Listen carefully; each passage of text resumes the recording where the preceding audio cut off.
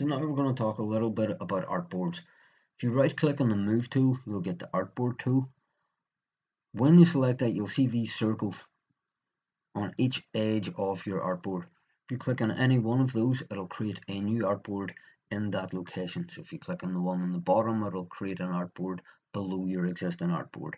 You click on the one on the right, it'll create an artboard to the right of the one that you have previously. So I've just had to Control Alt Z just undo that a few times.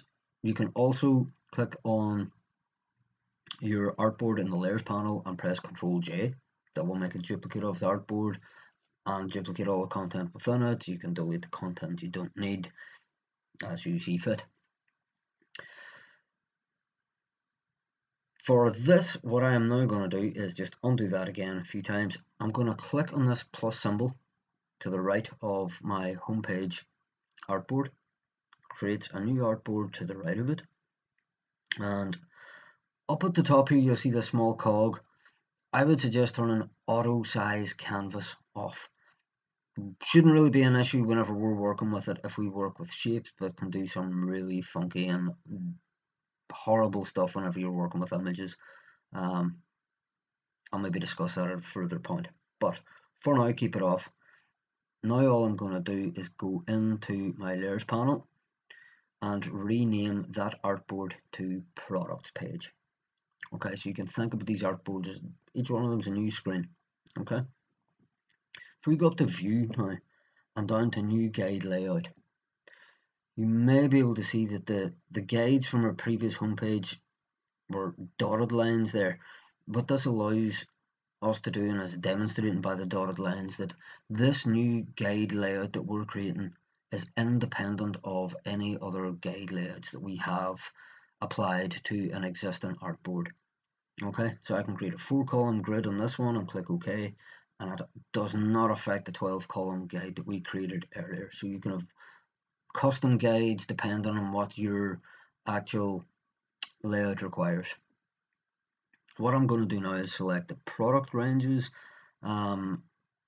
layer group in my homepage artboard. I'm going to press Ctrl J to duplicate it, or Command J on a Mac. Click and drag it up into the products page artboard. Boom! Check that out. Copies it, duplicates it, and sticks it in the exact same position. Absolute time saver, big time. I'm just using the move tool now to shove it into place. Probably delete the product range text, I would imagine. Let's get rid of it. Yeah, let's do that.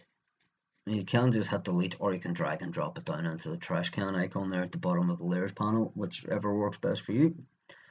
And what I'm going to do is, with the move tool selected, again, you know the drill, just nudge it up into position. I'm going to select product 1 layer group and product 2 layer group, and we're going to duplicate those again. Command J on a Mac, Control J on a PC, whichever you're using, and drag them down into place. Now the order of the layers and the naming structure again needs reworked. I prefer this one should be 4. It's the last one. Okay, so that's product 4. And this one will make product 3. Select 3 and 4 and drag them down below products 1 and 2.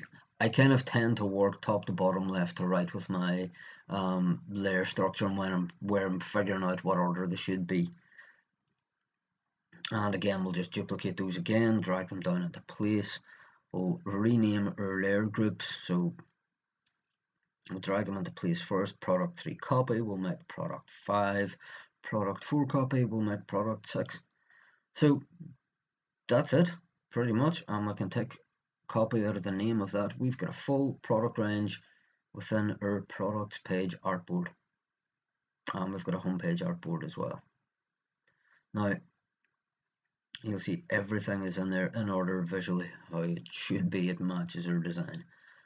Another key thing that you might want to do that really helps your navigation, if you right click on your artboard in the layers panel and scroll down to the bottom, you have these colors, and you can tag each of those artboard layers a specific color. Okay, so again, just right click, and you'll see when I expand these, it just makes it so much easier to be able to tell that, okay, right, anything that's tagged reds on the homepage artboard, anything that's orange is on the products page artboard, and that just makes your life so much easier whenever you're working with multiple artboards to color code them in that way, just as a quick reference point for yourself. So that's it, really quick look at artboards and how you can multiply out content really, really easily.